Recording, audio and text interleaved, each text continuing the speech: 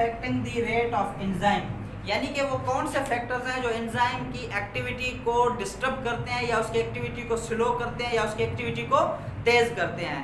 तो आज मैं आपको बताऊं कौन कौन सा वो फैक्टर्स हैं जी। सबसे पहला फैक्टर हमारे पास है टेम्परेचर। याद रख लें टेम्परेचर इफेक्ट करता है पीएच। पीएच किसको कहते हैं जी? पावर ऑफ हाइड्रोजन को कहते हैं। आगे हम पढ़ेंगे पावर ऑफ हाइड्रोजन क्या होता है, आपने केमिस्ट्री में पढ़ा होगा। पीएच को फर्दर आप उसमें हम डिटेल में पढ़ेंगे आप लोग। सबस्ट्रेट कंसंट्रेशन ये इफेक्ट करता है एंड एंजाइम कंसंट्रेशन ये इफेक्ट करता है। तो आज मैं सबसे पहले आपको बताऊंगा टेम्परेचर के बारे में। याद रख लें टेम्परेचर एक ऐसा फैक्टर है जो कि एंजाइम की एक्टिविटी को तेज भी करता है, एंजाइम की एक्टिविटी को स्लो भी करता है और एंजाइम की एक्टिविटी को स्टॉप भी कर देता है। याद रख लीजिए टेम्परेचर होता है क्योंकि एंजाइम हमारी बॉडी है।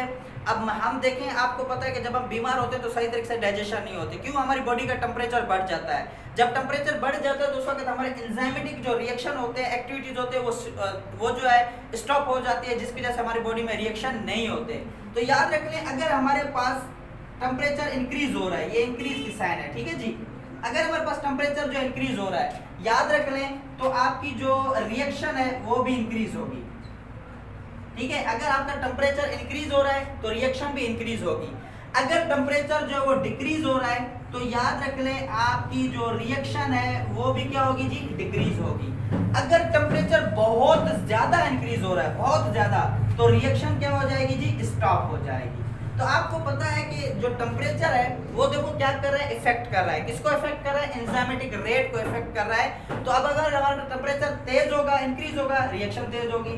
अगर टेम्परेचर डिक्रीज होगा, रिएक्शन डिक्रीज होगी। अगर टेम्परेचर बहुत ज्यादा जो है वो इंक्रीज होगा तो रिएक्शन क्या हो जाएगी? स्टॉप हो जाएगी। तो टेम्परेचर जो है वो क्या करता है? हमारी एंजाइमेटिक एक्टिविटी को डिस्टर्ब करता है। अब देखिए हमारी हर ऑर्गेनिज्म में, जानदार में, हर जानदार की अपनी अपना एक टेम्परेचर में वो सर्वाइव करते हैं। जैसे कि मैं आपको बताता चलूं, कुछ जानदार ऐसे होते हैं जो 50 सेंटीग्रेड में भी जो है सर्वाइव करते हैं। अब जो जानदार 50 सेंटीग्रेड में सर्वाइव करते हैं, जाहिर है उनके एंजाइम जो हैं वो 50 सेंटीग्रेड में जो है वो काम करेंगे। अगर उन जानदारों के पास जो उन जानदारों को 100 सेंटीग्रेड में उनको रखा जाए तो जाहिर है उनके जो एंजाइम होंगे वो क्या हो जाएंगे? डी नेचर हो जाएंगे। याद रख लें असल में क्यों काम नहीं करता, ये मैं आपको थोड़ा सा पॉइंट बताता हूँ।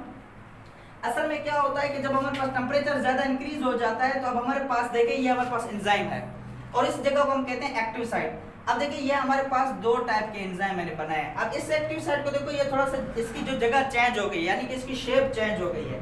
जब एक्टिव साइट की शेप चेंज हो जाती है तो यहाँ पे सबस्ट्रेट जो है वो सही तरीके से फिट नहीं हो पाता है। तो याद रख लें जितना ज्यादा टेम्परेचर ज्यादा होगा, इंक्रीज होगा, तो इसकी जो एक्टिव साइट होगी ये क्या हो जाएगी? ये डी नेचर हो जाएगी, यानी कि इसकी शेप चेंज हो। जब एंजाइम की शेप चेंज हो जाती है तो उसमें सबस्ट्रेट जो है वो फिट नहीं हो पाता है। जब सबस्ट्रेट फिट नहीं हो पाता है तो जाहिर है फिर वो रिएक्शन नहीं होती है। तो याद रख लें जितना ज्यादा टेम्परेचर इंक्रीज होगा, इंक्रीज होने से क्या होता है? जो एंजाइम होता है उसकी शेप चेंज होती है। एंजाइम की शेप चेंज होने से उसमें सबस्ट्रेट जो है वो फिट नहीं हो पाता है। तो कल इंशाल्लाह हम नेक्स्ट फैक्टर को डिस्कस करेंगे।